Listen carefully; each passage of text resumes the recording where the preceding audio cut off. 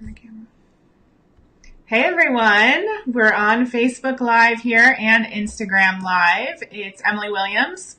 And James Williams. We're so excited to be here with you. As you're hopping on, we'd love to see your comments and any questions that you have for us. You can go ahead and comment below the video. And as you're jumping on, I'd love to know if you're watching live or if you're watching the replay.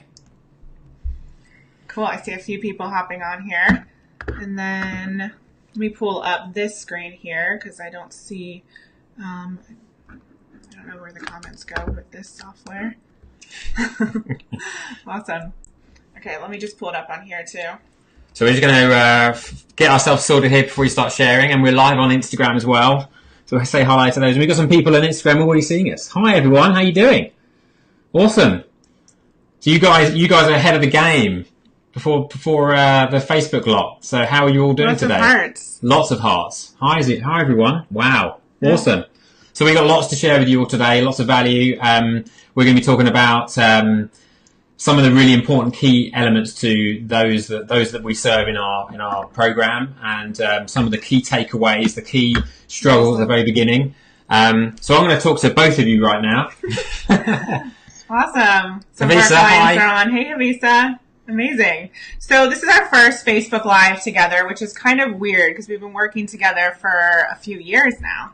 Yeah, it's been a wild ride, and we're actually celebrating 5 years next year, aren't we? Yep. Of the business, in the business, which is in this particular business, which is awesome. And I kind of know why we didn't do this together before, because before this, we almost bit one another's head off. So we work in very different ways. So maybe that's why we don't normally do Facebook Lives together.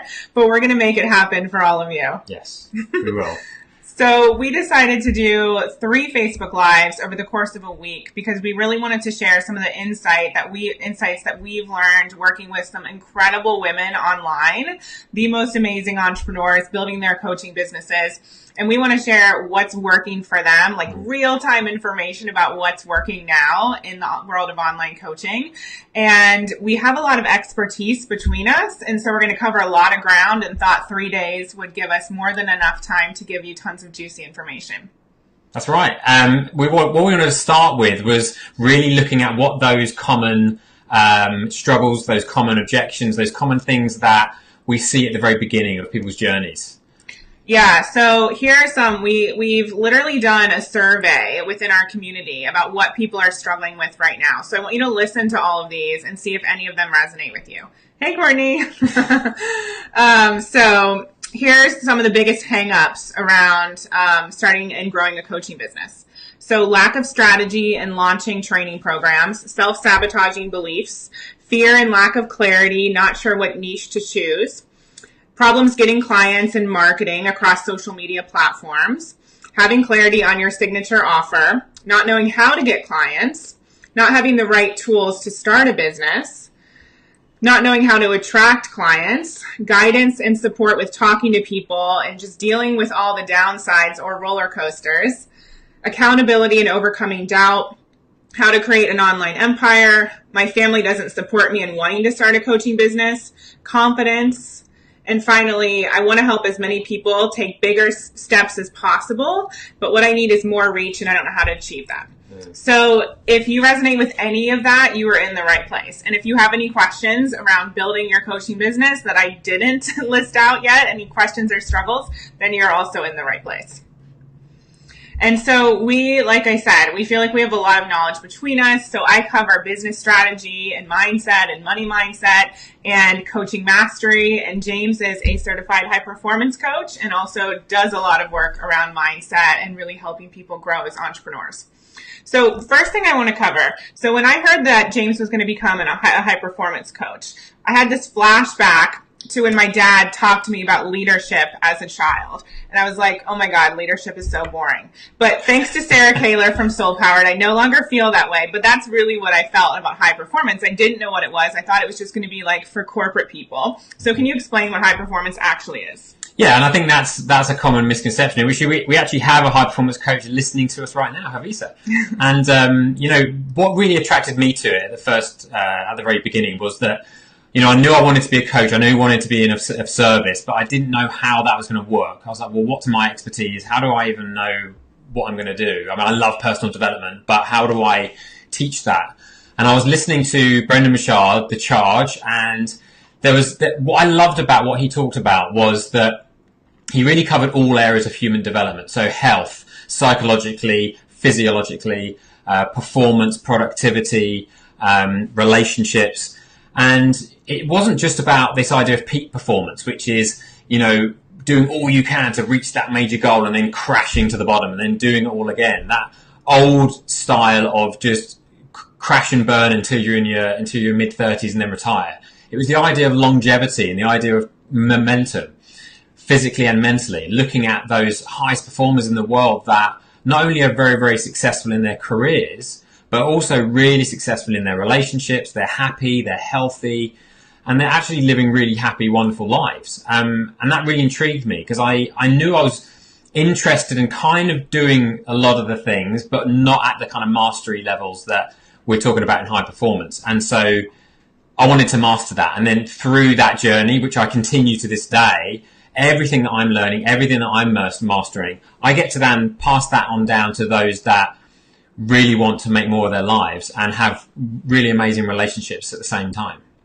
Yeah, and I think the thing that we've seen with all of our clients is combining all of our elements of mastery. So me with the mindset, the business strategy, and coaching mastery, and James with high performance. It's become like this major recipe for success. And that's why we wanted to finally hop on and do videos together over the next week, just to share, kind of cover all the bases, because you really need all of the elements to be successful online, to be a strong entrepreneur, and to not just grow your business and, have your business running for a year or 2 or 3, but to sustain that longevity like James talked about. So without further ado, we wanted to start with some of the elements around mindset and high performance today. And then the next few days, we're going to be on live on May 14th and May 16th at the same time.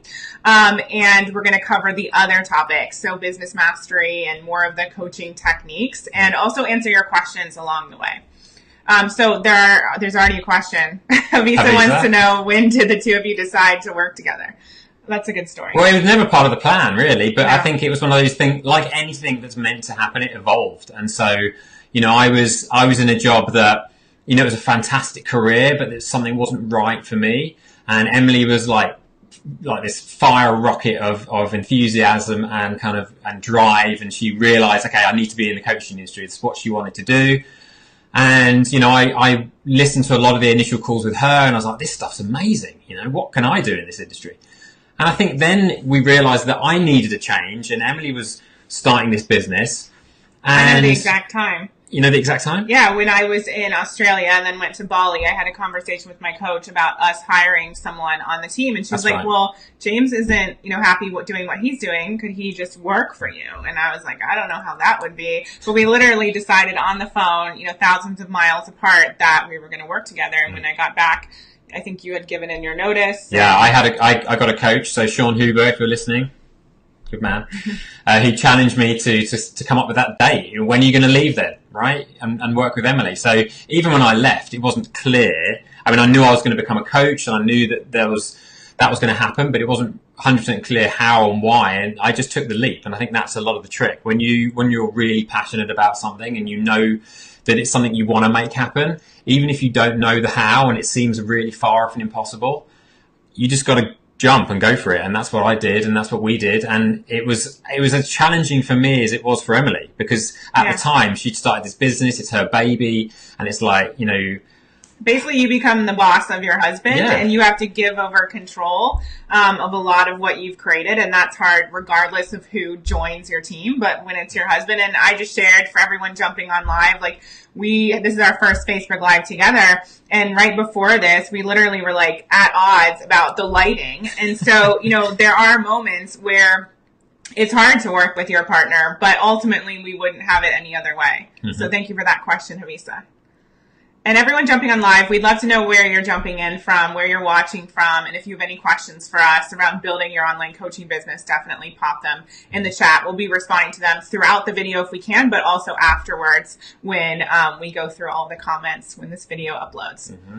So I did notice earlier that my dad's watching as well. So. Oh, Roger. Hey, Dad. Awesome. Cool. So you want to dive in and talk a little bit about some of the elements you're going to talk about. So that beginning mindset, we thought, what better way to start than what's the most common thing that people are experiencing at the beginning of their next big growth edge, their next big step. You know, the people that we start to work with to support them in the journeys that we went through at the beginning. And some of the most common things are that idea of motivation, the idea of, well, can I actually be motivated enough to make that change, you know, to implement such a massive shift in what has become comfortable for me to, you know, follow through on something I desire. And then along with that is the idea of fear. You know, fear jumps in the way. And then the last thing is the clarity and the self-doubt. It's, do I really know what I want, and can I do it? Am I good enough to do it? They're the most common things. And so I think the first area to talk about, which is really important in the idea of high performance, is that idea of clarity. That without clarity, having that motivation, having that strategy to move forward is really tough. So it's really important that you not only get clear about the direction that you want to go in, but who's going to get you there. Because if you want to create a life that is better than your dreams, that is successful with great relationships, you've got to start to recognize who you are at your best. Not who the lady or the guy that you follow that you think you want to be like, but who are you at your best? And so one great, really simple exercise for this is to think back at your life. Think back at the times where you really showed up as your best, that you really displayed the most amazing, vivacious, energetic, vibrant version of yourself, the most productive, motivated version of yourself. And think about what qualities you were showing back then. Try and think about some adjectives that describe yourself back then, not only with yourself, but around your interactions. What are you like around people when you're at your best? What are you like at work when you're really being productive, when you're in the flow and you're getting lots done and you're kind of being really creative? Come up with some words that describe that version of you. Then think back at the times where you've shown up as each one of those words. And right there, you've proven to yourself one important thing, and that is that you can be that best version of yourself. So if you can remind yourself of that every single day, like an instruction manual, today I'm going to show up as that vibrant, confident, creative person because I know that when he or she shows up, the day works. I get productive. My relationships get paid attention to. I eat the right food. I make the right decisions. So get really clear about you, and that's going to really help you get clear on where you go from there. The next important area is motivation, and that's such a great subject. And to big up my mentor, Brendan Rashad, if you haven't read the Motivation Manifesto, it's such an amazing book. Yeah. It's a must-have for anyone who hasn't read it. It's like a Bible. I listen to the audio, actually. If ever I just need that little extra spark, that little extra push from the outside, I listen to the Motivation Manifesto, and it really, really works. Does he read it? Brendan himself? Brendan himself reads it, yeah. I don't like when the authors don't read the audiobooks. Yeah, right. And because he, and it's interesting, he had to read it in a certain type of a way, because it is a manifesto. It's like this kind of speech, you know, you feel kind of pumped up. If you would have watched Rocky and then watched that, you'd be taking on the world. But the idea of motivation, the simplest way to think of this is the word motivation has the word motive at the beginning. You need a motive to be motivated. You need a why. You can't wait for motivation to fall on your lap. I'll do that when I can be bothered. I can do that when I'm motivated. Also talk about, some people seem to have like this, or maybe you think that everyone has this motivation inside, but from what I see with our clients, some people are like really naturally motivated and driven. So what do you think makes someone really motivated and driven? The only time you're naturally motivated and driven is when you're clear about what it is you want to do. If you're really motivated to work out, it's because you're very clear about the results that you want to get based on some results you've already got. So if you want to be motivated to, say, leave your job and start a new career, getting really clear about how that's going to make you feel and the life that you really want to create for yourself is going to get you excited for it, right? And so that's why we start all of our programs with figuring out, what is it you actually want? Yeah. And I'm going to talk more about desires in a bit, but that's key to everything. If you don't know that you really want it, if for example, you're just thinking about the money, or you're thinking about, it's different. It's never going to work. Like, the most successful people in the world get there because they are so attached to their purpose, to their why. And that is what motivates them. They have a motive. Okay? Yeah. The last area I wanted to talk about was this idea of fear, because fear gets in the way, and it's not always the big, crazy fear for your life. Simply not moving forward because you don't know it's going to work is fear. It's the, being afraid of anything outside of your comfort zone is one of the main reasons people don't move forward. Even if they're unhappy with their current circumstances, they quite often would rather complain than do anything about it. You can break this down to three main fears. Trying to speak to both cameras here. Three main fears, right? The first one is this idea of loss pain. That maybe by progressing in your life, you will lose something really important to you or someone really important to you. So you don't move forward. The second one is process pain. The idea that the simple act of moving forward, of leaving a job, of learning something new is just going to be too hard, so you don't do it. And then the last one is this kind of idea of greener pastures pain. That after all the work, all the effort, it might not be better. And so these three things are the most common reasons that people just don't start. And what's really important to remember is that if you really break fear down to the basic feeling, that first part of the brain that develops, that fight or flight, all it is anything that's outside of comfort. Your ego is going to want to keep you comfortable because it's like, I know this, it's predictable. It might not be perfect, but it's predictable, so let's stay there. But if you can stretch by 1 inch every day, just 1% gain every single day and get used to being a little bit uncomfortable, that's where progress, that's where growth happens. And that's where you get to move forward despite fear. Because do you know what? Fear is always going to be there. It's still there for us. Every time we take a next step forward, every time we make another investment, it's scary. But that doesn't stop us from moving forward because, like we talked about with motivation, we know why we want to step into fear. We know why we really want to do it. Yeah, you just ask yourself, will that step get you closer to your vision? And if it's a yes, then you owe it to yourself and your vision to take that step. That's right. And so it's a really important idea. So, yeah.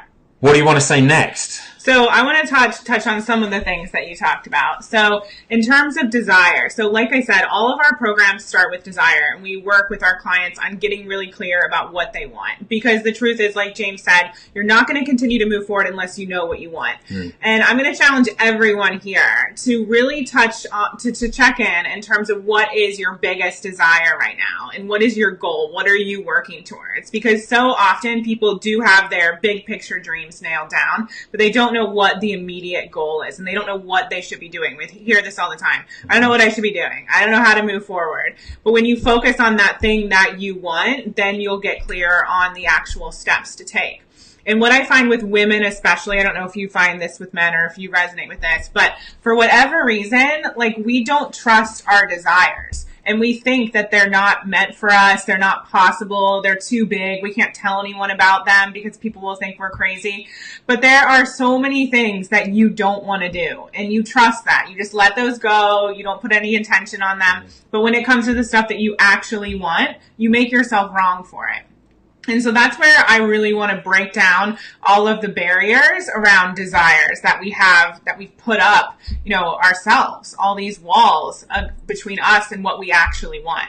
And like James was saying, fear plays a big part in that. We pull from the past to predict the future, and we look at, what's worked for our family, what's worked for the people in our community, what's worked for the normal public, and the everyday person. But you're looking to be extraordinary. If you're watching this right now, if you follow us, if you're in our community, if you're in our program, you're looking to be extraordinary. And so you have to show up in a way that is extraordinary. And you have to be attached to your desires and make them non-negotiable. And what that looks like is having them front and center every single day and speaking them into reality. Tell people what it is that you want. Put it down on paper. Join a program to get you closer to that vision and that desire. Show up like it's meant for you. Like you know know it's on its way. Like, it has to be that strong, and you have to be that connected. And I find that so many entrepreneurs, they think they know what they want, but that like intense hunger for it, it's not there, because they're letting doubt and fear creep in, like literally 90% of the time. Maybe 10% of the day, they're like really strong, I've got this. And then the rest of the time, it's all doubt and fear and Debbie Downer. Would you agree? I totally agree. And to quote our good friend Robin Sharma, if you want a life that only 5% have, you got to be willing to do the things that only 5% of the people do, right? Yes. And unapologetically, I think a lot of the time that fear comes from judgment. Is that wanting something that's so out there and so much bigger than your current reality is going to be, you feel like it's going to be judged by other people. You know, I think right now we should challenge everyone. Post something in the comments. Post what it is that you want. Maybe you haven't told anyone. What's like the biggest thing that you want? Or what are you going towards right now? And I think there's a bit of a delay, so we'll see the comments in a second. Havisa says, show up like it's meant for you. Yeah. How do you both remind yourself of this on a daily basis? Okay, so it's funny that you ask, Havisa. So here's one tip that I wanted to share with everyone. So once you've nailed down your desires, and again, I'm excited to see the comments come in and read what it is that you want for your life and for your business. As lofty as you think it may be, please share it. We are all about speaking our dreams into reality here, and nothing is too big. And remember, sidebar, if someone is out there doing it, that means it's possible, and that means it's possible for you too. They're not some unique, scenario. So you have to start believing that. And, in our programs, we talk about jealousy in particular and how it can give you an indication of what it is that you want. So if you're out there feeling jealous of someone, I just said the other day, I was super jealous of Blake Lively when I saw that she got to go to the Met Gala with Christian Louboutin. She got to wear this dress that she literally had to rent a party bus to be able to transport her in. Like, it was that long. And I was like, I'm really jealous of her. I don't know what to do with that yet, but that was the reality. And I told James. So anything like that, right? And in terms of the question around really like staying true to what your desire is and making sure it's front and center every day, you first have to realize what's holding you back from your desire. So what are the thoughts that are going around and round and round like a playlist that aren't serving you and are holding you back or telling you that it's not possible? And you start to identify what those are. We help our clients with this all the time. We'll talk more about this in the private training that we're doing next week. And it's really as simple as recognizing that you are not your mind, and your mind most of the time is pretty much lying to you. And awesome. Someone wants to be the renowned expert on stress management for female executives. I love that, Erica. That's so needed. Incredible. So when you realize that your mind is not truth, you can look at it from like an outside perspective. So literally picture yourself taking your mind out, putting it to the side, and being the observer and starting to recognize, this is one thought that's coming in. It's making me doubt myself. It's making me feel really crappy. It's making me go into comparison hangover. And then really focusing on shifting that and recognizing, again, it's not truth. Your mind, like James said, it wants to keep you small and stuck. It's not telling you the truth. It's telling you what's going to keep you small and stuck. And so when you know you're meant for extraordinary, you have to be able to differentiate between the truth and between your vision and what's going to serve you to get you closer to the vision. Mm-hmm. Yeah, totally. I mean, most of the time we're thinking from our subconscious. We've got the memories of everything we've ever done and all the ideas of what we do in the future. Whereas if we just actually think about right now, well, what do you actually want? And take judgment out of it completely, Judgment is really big for you. Like you love that subject. I love that subject because I realize how judgmental I am, right?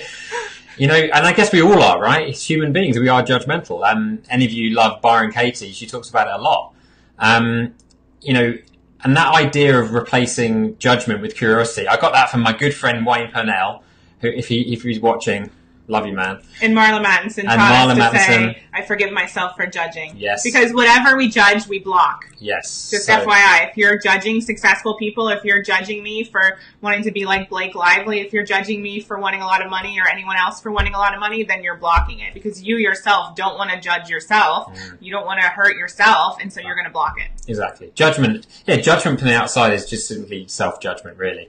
And I think because when you're pointing at someone else, 3 fingers are pointing to you. Oh yeah, see, that's fun, isn't it? So as one simple little practice, just any time you feel yourself judging something or someone or situation, just try and replace that with curiosity and see what happens. It's a lot lighter and a lot less negative and a lot less a lot more powerful to be curious. Yeah. Rather than there's no way I can have that. How can I have that? Or why is that person being so mean to me? Or why is that person judging me? Be more curious about that, and be more curious about why that's bothering you. And you get to conclusions that way. You get to conclusions by being curious. You don't get to conclusions or progress by just judging. Full stop. Yeah, and when you see what it is that you're judging and you really bring that curiosity to it, then you'll be aware of what you may be blocking. So the next thing I wanted to talk about, which is something we could talk about forever, and we do talk about it in all of our programs, is money mindset. And so money comes up all the time for entrepreneurs. And so many people don't get started with their dreams because they don't believe that they can replace their 9-to-5 income, or they don't believe that their money desires are meant for them. Or even when you start your business, you don't believe that next financial level is meant for you. So I had a call yesterday on my I Heart Money Live program, and one of the ladies was asking how the woman who makes $20,000 to $30,000 per month is different than the woman who makes $6,000 per month. And she described, we described all these different characteristics. And in the end, she realized she was already there. Like, she was that woman. And so many of us have this desire and have these big dreams inside of us. And we think that, we have to be completely different to be able to reach them, or that someone has something that we don't have. But everyone is capable of wealth, and everyone is deserving of wealth. And in fact, wealth is your birthright, because the fact of the matter is you're not meant to be thinking about money all the time. You're meant to be out there serving the world. And if you're worried about making money and how you're going to pay the bills, then that takes up so much of your energy, and nothing is left to impact the world, right? So I hope that makes sense. And again, whatever we judge, we block. So if you're judging wealth creation, or you're telling yourself making money is greedy or icky or sleazy, or sales is sleazy, just recognize that you're going to be blocking that. And we don't want you to do that. And so that's where you take a look at whatever is standing in the way of you and your desires. Take out your mind, look at it from the observation perspective. What is coming up for you and what's stopping you from moving forward? I think that's huge. Yeah, really huge. And actually, when you start looking at that, that's why I fell in love with that idea of judgment. Because when you really look at that, you think, man, I'm blocking a lot. When I think of the difference between the way I used to think, not that long ago, a few years ago, to now, it's incredible. And there's just no need to deny yourself anything. It doesn't mean you're greedy. Wanting something doesn't mean you're greedy, because ultimately, the more that you can allow yourself, the more you're able to serve. I only posted the other day that, Wait, let me just pause there. The more you allow for yourself, the more you're able to serve. Yes. Yeah. I know one of our coaches, Marla Mattinson, she was talking about this on a call she did the other day. When someone says to her, so are you all about the money now? She says, yeah, I am. Do you want to hear what I'm going to do with that money? And then she'll tell them everything that she's going to do with it and all the good and everyone she's going to serve. And so really start to flip the switch on that. Yeah. Sorry, I interrupted you. That's okay. I forgot what you were going to say now.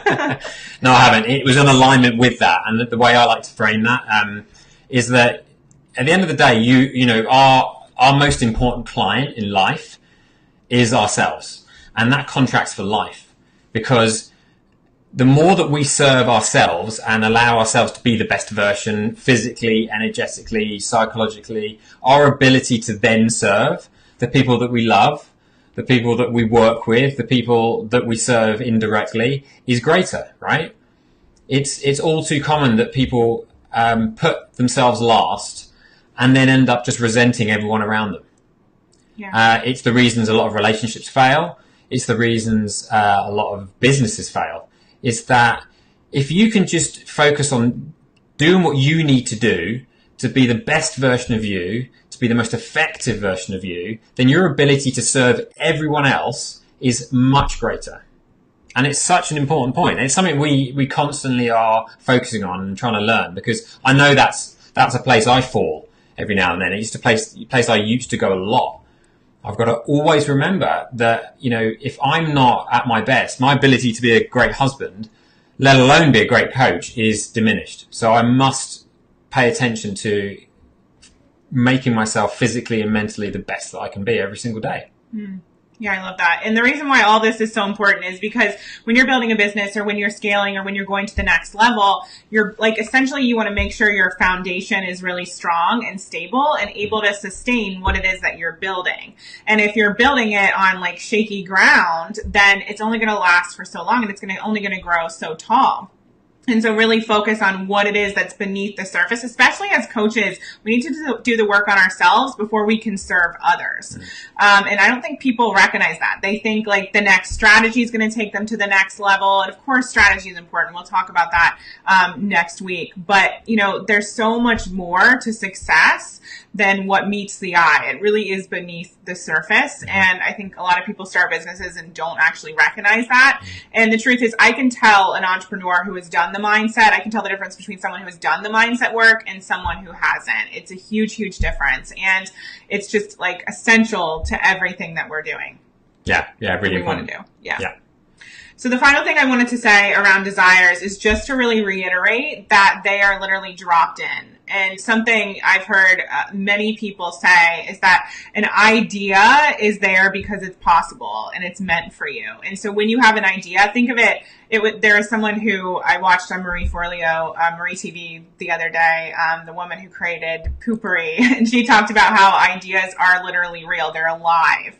And so any idea that you're having right now, any goal that you have, any desire, that's literally meant for you. It's dropped in and it's possible. And when you start to live with that perspective, then nothing seems impossible. Even the other day, I told James, I said, I'm so grateful that I have this no limits mindset. And I've always been a pretty big dreamer, but I've done a lot of work to get there, to literally break down barriers. And when I get, an idea in my mind, or I see someone doing something I want to do, and I get the feeling oh, it's not possible, or how can I possibly do that? I know how to bounce back now. It's not that we don't have fear. It's not that we don't have negative beliefs or bad days, but we know how to bounce back because we've done the work. And so on those days where I used to throw myself on the bed and cry when I wasn't as strong, and James knew me during that time, now my bounce back is much quicker. Of course, I still have bad days, but I get back up and get focused on the vision and my desires much quicker. And that's what we're talking about here. And that's what's essential for you to learn as an entrepreneur. Yeah, and the great thing about that is you realize that you're never wrong. And I say this to my clients all the time, your reactions are never wrong, because your reactions are just from your subconscious. They are just how you've been programmed, how you've been living. They're a great indicator as to where you get to grow. What is really important to know after a reaction is that then you do have the ability to respond in a way that serves you. We've all been in that place, and sometimes in a relationship, right, where you're at that tipping point. You react, and then you've got a choice. You can go one way, which is crash and burn, and everything goes to proverbial. Or... Proverbial? Who says that? Or you go in the direction that may feel hard, but it's in alignment with your best self and where you want to go. And I think as a high performer and as people that work on our mindsets and work on our development all the time, as Emily says, that ability to bounce back is the ability to respond a lot quicker in alignment with where you want to go. That's so, so important. And so knowing that no reaction you've ever had has been wrong. So give yourself a break immediately knowing that.